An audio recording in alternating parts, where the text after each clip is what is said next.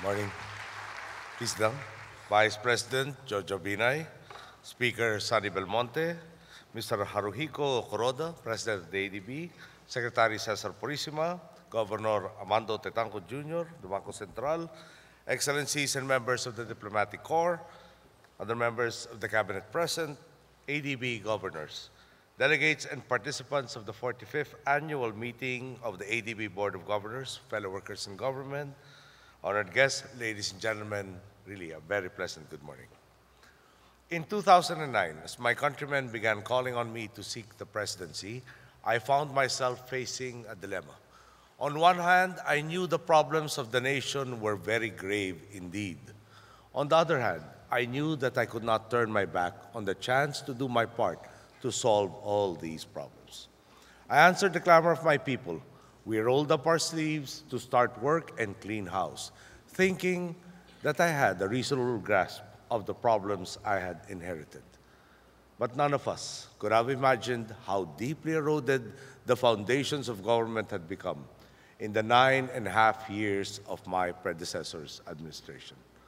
Rice imported at inflated cost by the government was rotting away in rented warehouses. Stewards of government-owned and controlled corporations advanced their interests at the expense of the people. Bidding for public works had been orchestrated to favor individuals, again at the expense of the people. Endemic corruption had sapped the system of its vitality. Public funds ceased to be used for the public good and found themselves in private hands, whom we are now holding accountable. The message for 9.5 years was, nice guys finish last. To finish first, you had to lack conscience, exhibit a certain degree of shamelessness, and be an expert at giving handshakes with one hand while picking pockets with the other. The playing field was skewed towards those who had connections or those who could afford to bribe their way into contracts or permits. Politics permeated everything, even poverty alleviation programs. Slots on the conditional cash transfer program were handed out in exchange for votes. Is it any wonder that domestic investments had plunged and foreign investors were reluctant to come in? With too few jobs being generated, our people were trapped in a downward spiral. No education, no work, no chance to improve their lot in life. It would not be far from the truth to say that during the early days of our administration, we all eagerly looked forward to weekends for a short respite from the shock of discovering the extent of the problems that were bequeathed to us. But we refused to compound the apathy of the past with defeatism in the present. Our blueprint was clear: to encourage investment and jumpstart the economy, and for the benefits of growth to be all-inclusive. We wanted to generate jobs. We wanted to ensure our people were healthy enough and had enough skills to fill all of these jobs. We wanted long-term solutions that would not leave any of our people behind. And first and foremost, we wanted a system that our people could buy into, a system where everyone willingly fell in line because no one, no matter how rich or well-connected they might be, was allowed to cut in front of the line. We went about our work. One of our first moves was to institutionalize a zero-based budget approach where expenditures are rationalized and are not mindlessly carried over to the next year, regardless of whether they worked or not. We went after tax evaders aggressively and still do. With the help of our allies in Congress, we passed a law that put standards of governance in place so that government-owned and controlled corporations became more efficient and rational. And we showed our resolve that no public official, regardless of his or her position, will be beyond the reach of justice and accountability. All of these efforts have allowed us to reclaim our national honor. They have boosted confidence in the country, restored our citizenry's morale, and are reaping dividends on the economic front. Investors and Filipinos alike see what is happening. Here is a country determined to turn the corner by instituting genuine, wide-ranging, meaningful reform and acting on its belief that good governance is the bedrock of equitable progress. We have had 6 positive ratings from the credit ratings agencies. Actions since we have took over government a little less than 2 years ago. a stark contrast to the single upgrade and 6 downgrades in the 9 years of the previous administration. We have experienced all-time highs in our stock market. In fact, 27 times in our 22 months in office. 2 years ago, who would have thought that our peso-denominated bonds would have a demand, let alone be oversubscribed? Who would have thought that onerous incentives would not have to be offered to make proponents actively compete for our infrastructure projects? Who would have thought that at this point, we will be less than a year away from being a net exporter of rice, obviously weather permitting.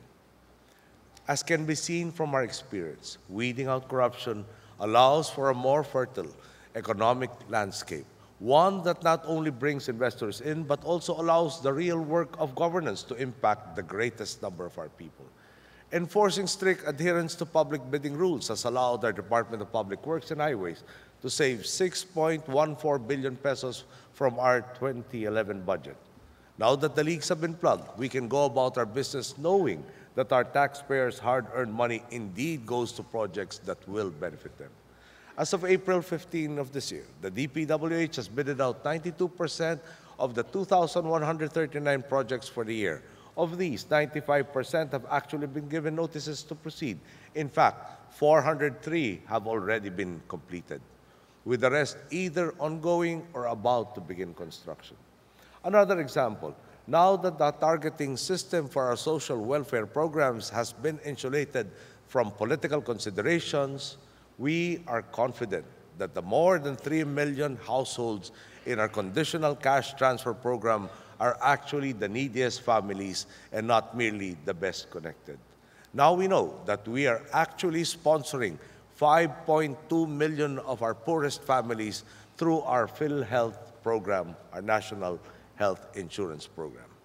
We have been blessed with an abundance of resources and with the strategic location as a gateway between Asia and the Pacific.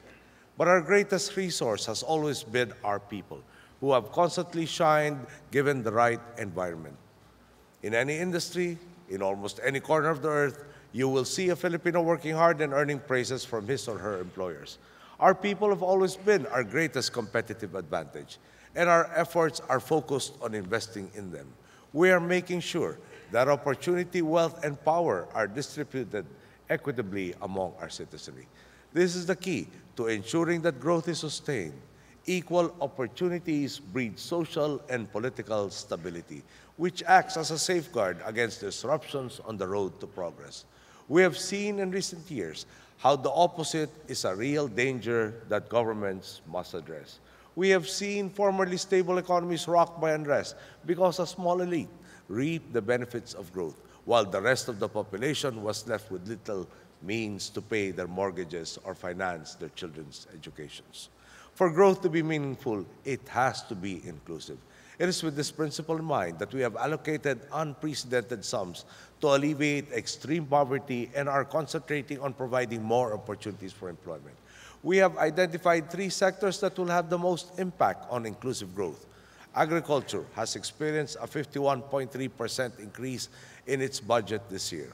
For example, we are also going all out in our It's More Fun in the Philippines tourism campaign, along with a more liberalized air policy to increase access to the country's secondary gateways. And aside from the aforementioned strides in infrastructure development, we are also set to roll out 10 public-private partnership projects this year, which will include schools and extensions to our train systems. Good governance does encourage inclusive growth. Being steadfast in our principles, leading by example, and sending a clear signal that corruption will not be tolerated gives us a certain measure of confidence that the 568.6 billion pesos we allocated to social services, which is about 31% of our entire budget, will go where it's supposed to go.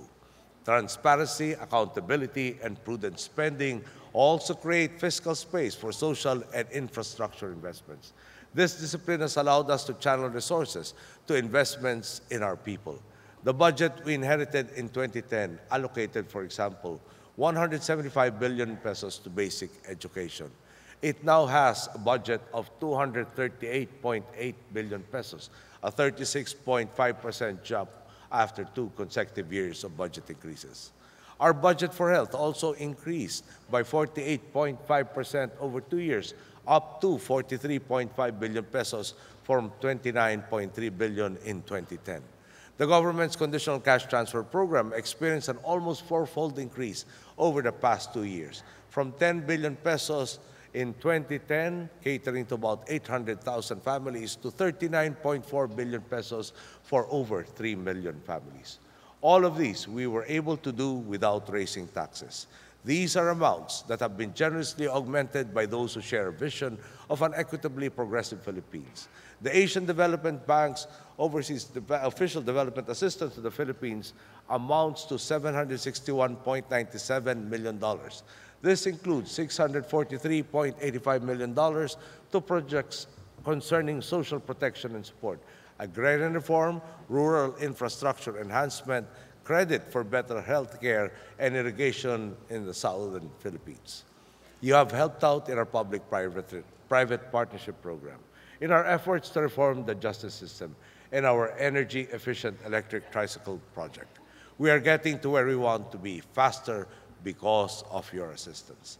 This meeting of your Board of Governors, in fact, reaffirms the newfound confidence that the international community has exhibited towards our nation. For this, you have the gratitude of our people and a commitment from my administration. Gone are the days when the funds you funnel to our country will end up like water leaking through a broken pail. You will continue to see results. You will continue to see a Philippines that is finally living up to its potential. We are prepared to follow through on our commitments. And you are, by all means, welcome to see if we're living up to our word. Change has set in the Philippines, and we are open for business.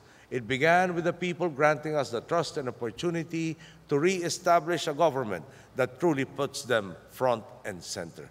It continues with the people empowered and finally aware of their vast potential, a people buying into a system where actions have consequences and hard work reaps its rewards, a people willing to cast aside the negativity, eager to harness optimism into more opportunities. It can only end with the people reaping the benefits of a system where growth is both inclusive and sustained, where progress is felt by all, and where every citizen lives the life of dignity that he truly deserves. Again, on behalf of our people, we welcome all of you, we thank you, and may you have a very good day.